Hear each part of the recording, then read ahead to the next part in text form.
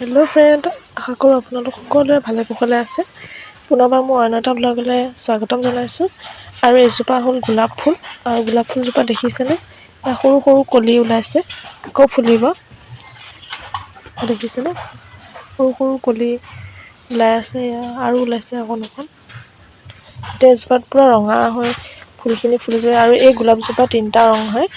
প্ৰথমতে ওলাওঁতে ৰঙা, তাৰপিছত অলপ বগা, তাৰপিছত গুলপীয়া হৈ যায়, আৰু তাৰপিছত পাহিটো সৰি যায়। এই গোলাপজোপাৰ কোৱালিটিটো অলপ বেলেগ হয়।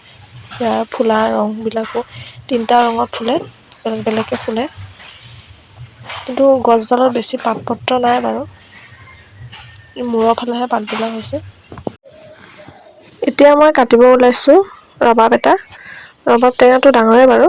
আৰু এইফালে ওপৰৰ পৰা পাৰি দিওঁতে মানে এইকণতে অলপ থেতেলা খালে, তাকে কাটিব ওলাইছোঁ। এতিয়া মই কেমেৰাটো ধৰি থাকিম এটা হাতে, আৰু এটা হাতে কাটিবলৈ অসুবিধা হ'ব। সেয়ে মই কেমেৰাটো থৈ লওঁ, কাটি কুটি লওঁ, তাৰপিছত আপোনালোকক লগ পাই আছোঁ। এয়া মোৰ টেঙা গুচা হৈ গ'ল। এতিয়া এয়া বাকীখিনি গুচাম।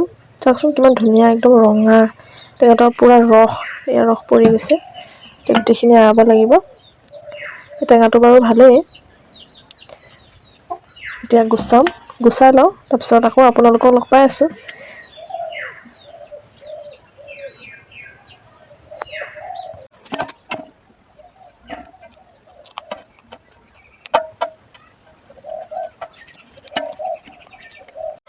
এয়া মোৰ টেঙা কাটি হৈ গ'ল।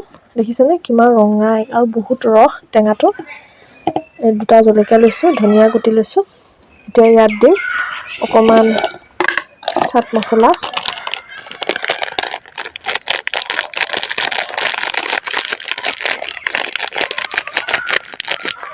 অকণমান চাট মছলা দিছোঁ,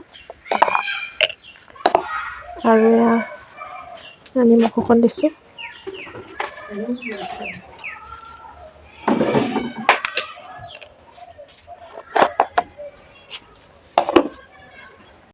মই ৰবাব টেঙাত বেছি জ্বলা দিয়া নাই, কাৰণ ৰবাব টেঙাটো অকল ৰসটোৰ কাৰণে খাব লাগে। ৰসটো মানুহৰ পেটৰ কাৰণে বহুত ভাল, সেইকাৰণে বেছি জ্বলা দিয়া নাই, একেবাৰে চিম্পুলকৈ লৈছোঁ।